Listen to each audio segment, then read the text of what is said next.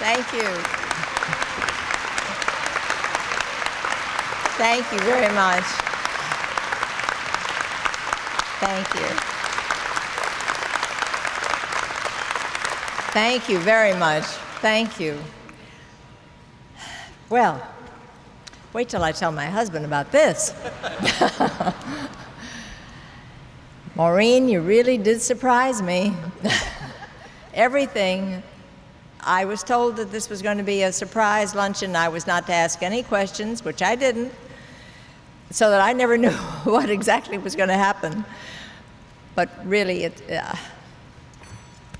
I do thank you, Murmy. Thank you.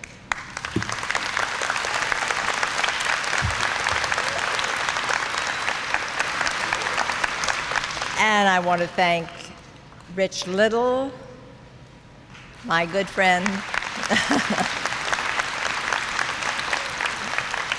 and Barbara Cook, who was so wonderful, sang my favorite song,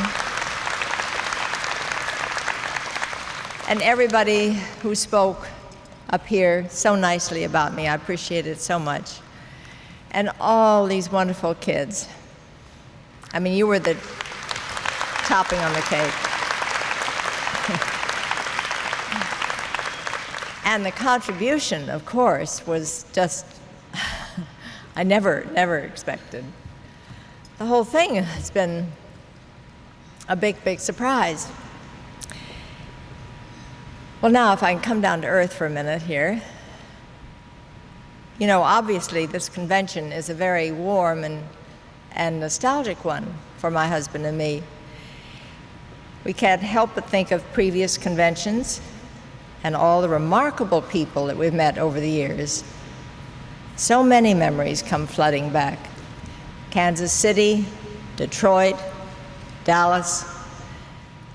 The Republican Party has given Ronnie and me 8 of the most wonderful years we've ever had.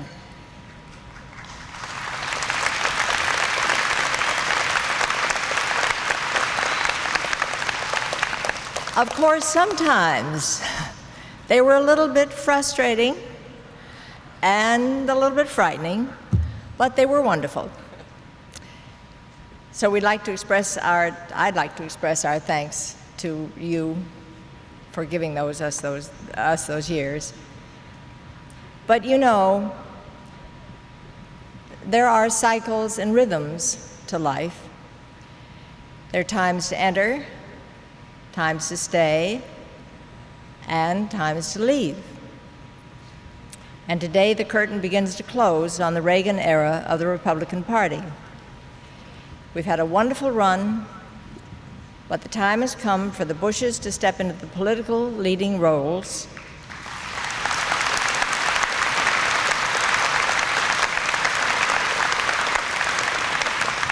And for the Reagans to step into the wings. And that's as it should be.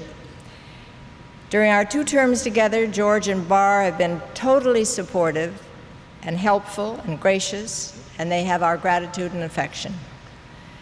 My husband couldn't have selected a better vice president than George Bush.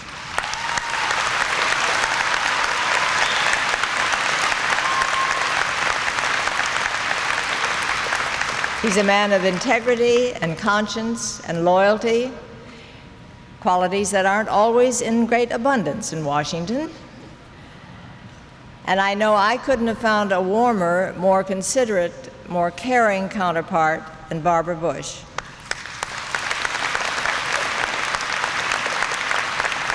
And I think she'll be a remarkable First Lady.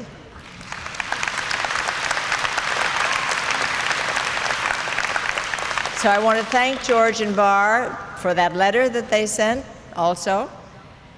And I want to thank all of you here and so many others who aren't here, who have stood by us over these past 8 years. I can't tell you how important it is to know that you have friends. So to my friends, I say a very heartfelt thank you.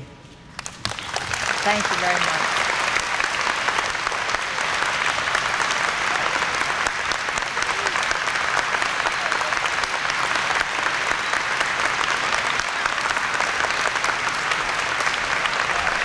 But we have one more surprise for you. It wouldn't be complete if I attribute to the First Lady of the United States without the real leader of the Republican Party, President Ronald Reagan.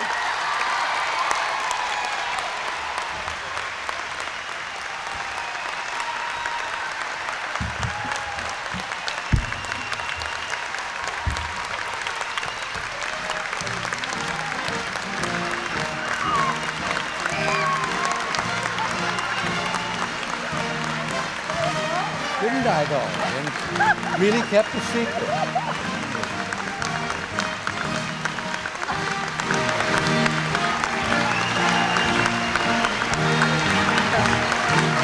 Look at all this. I saw that. We've been watching from over there.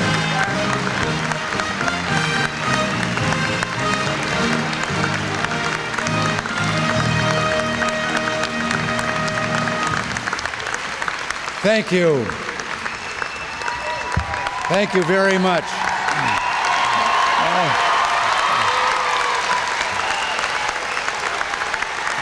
didn't have to tell you about all this. I said I'd have to tell you about all this. I came over on such short notice that I haven't had a chance to read my remarks yet, but the speech writers usually do a pretty good job, so I'll just begin. I've known the guest of honor for many years. Well, yeah, that's true. She was once one of the original members of the Reagan Inner Circle. Well, I can't dispute that. Who's been involved in some of the most delicate White House matters, such as high-level staff. Maybe I better do this by myself. In fact, I've been thinking for several days about what exactly I wanted to say today, how to put Nancy's role in my life in a perspective for you. But what do you say about someone who gives your life meaning? What do you say about someone who's always there with support and understanding? Someone who makes sacrifices so that your life will be easier and more successful. But what you say is that you love that person and treasure her.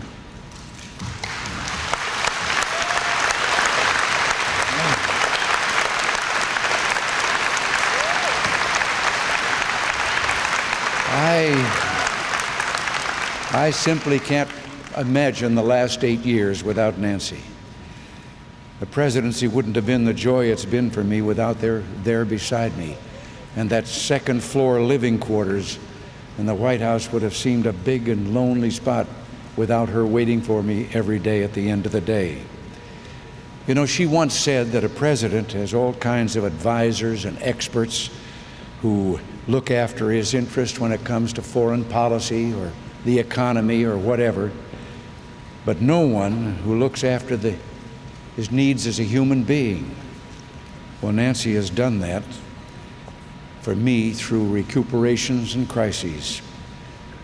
Every president should be so lucky. I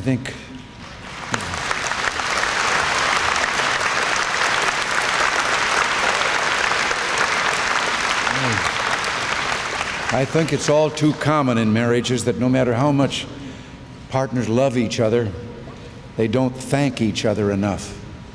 And I suppose I don't thank Nancy enough for all that she does for me.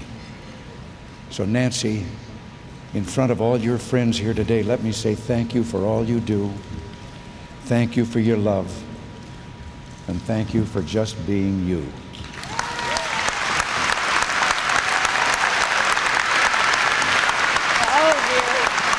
You gonna cuddle up? Yeah. Now I think we wait for that.